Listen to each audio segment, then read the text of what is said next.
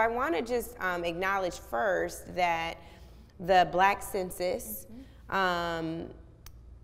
it was the most polled, surveyed, the largest amount of surveyed Black folks in 155 years. And 155 years. So that alone is commendable.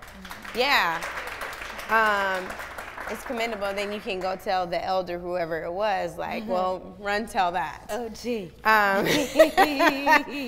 I think that what would be great for the listening audience to know is what you've done with the data. So you didn't just go collect, and this was really about getting in tune with the community, with a community that you spent so much time organizing, but still saying, no, I got more to learn. Let me go here.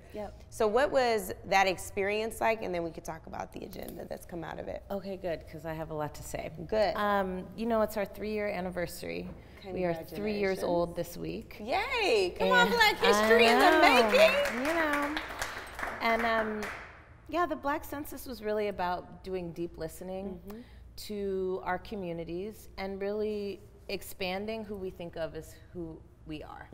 So we went into rural communities and urban communities. We went into communities where folks are immigrants and folks are born in the US. We went into communities where folks identified as lesbian and gay, bisexual, transgender, and then we also surveyed a bunch of people who don't identify that way.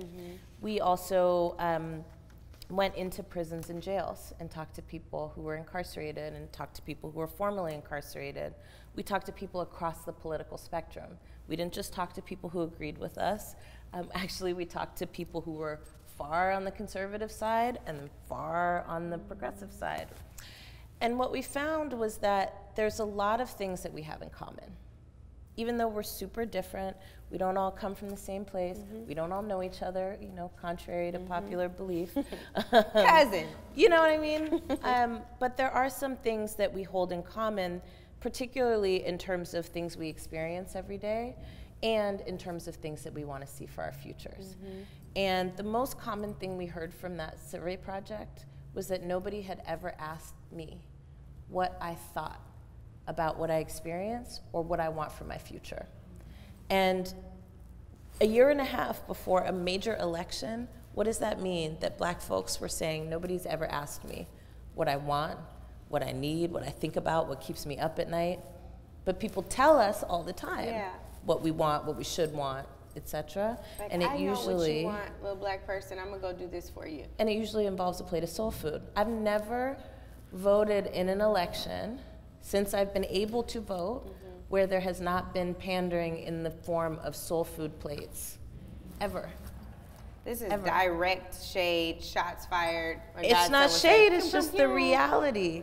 The reality is Black communities get engaged culturally, but we don't get engaged substantively around the things that we care about. And that has consequences for politics. It has consequences for power building. It means that we might be close to power, but it doesn't mean that we're exercising power. And that has real impacts on our lives, whether it be you having access to healthcare, whether it be me being able to be powerful in the cannabis economy and not watch that economy be gentrified. It means the difference between whether or not I can access higher education, the difference between whether or not I can make a living wage. All of these things matter. And so what we did is we collected a bunch of data. We found out what keeps Black communities up at night.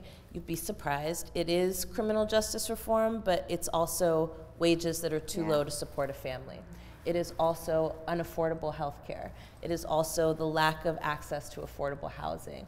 And there's all this conversation in the census data about the ways that we experience violence every day, whether it be at the hands of the state, at the hands of communities, or at the hands of the police.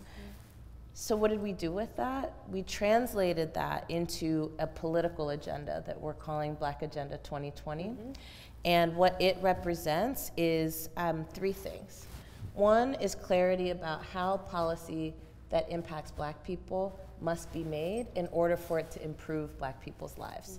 So we need policy that is race forward, not race neutral. We don't actually change Black communities' lives when we don't talk about the ways that race shapes the rules that shape our lives. You mean the people that say, oh, I don't see color? The people that say I don't see color, or the people that say if we just improve economics, everything will be better. A rising tide lifts all boats. Correct. Ain't got no damn boat. That hasn't worked for us. Yeah. It just hasn't. Second piece is that government is actually responsible. So a lot of what has happened coming out of movements from the last period of civil rights is that a lot of the responsibility of government has been transferred onto nonprofit organizations, right? And government has kind of washed its hands of the responsibility to take care of people, right?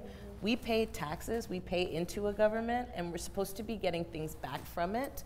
But unfortunately, what has happened is that corporations have taken over the workings of government that is organizing our lives and distributing things that we need, and they're hoarding for themselves, right? And giving us crumbs. And then because there's crumbs, but there's great abundance, we're fighting each other for crumbs rather than trying to figure out, well, how come you got all this stuff and we got nothing? Right, right. And then the third piece of our agenda and the way that we think about policy is that in order to make progress on the issues that we care about, we actually have to advance progressive solutions. So we are kind of putting a line in the sand around free market policies don't actually improve our lives. We have to be thinking about progress in a different way. And progress for people, not progress for profits. And so the agenda really looks at the main kind of core issues that impact our lives, but the reason that we developed it was not just to lay out all the problems, it was also to talk about what people need to be doing right now to address them. And as we're going into an election season where people are coming into our communities, making a bunch of promises about what they gonna do, plates of soul food, and what they not gonna do, and then pushing soul food in your face that never gets eaten. Why do they do that? How you gonna have a plate from Sylvia's, you don't eat it? I don't understand. How does that happen? Did we just lose you? You back? I get really upset about that. I see. I get really upset about that. I saw it happen. I thought I lost you. Do you leave a good plate of food on the table, you don't eat it? Only if I'm full. But see, I'm hungry.